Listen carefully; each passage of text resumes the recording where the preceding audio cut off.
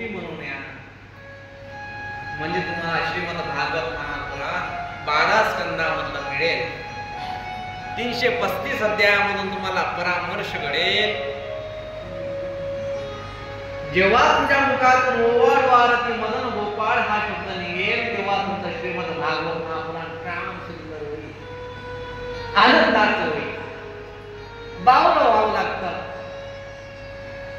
बावलं नाम सैराट व्हावं लागतं, आंधळ व्हावं लागतं, त्याच्या प्रेमात पडावं लागतं.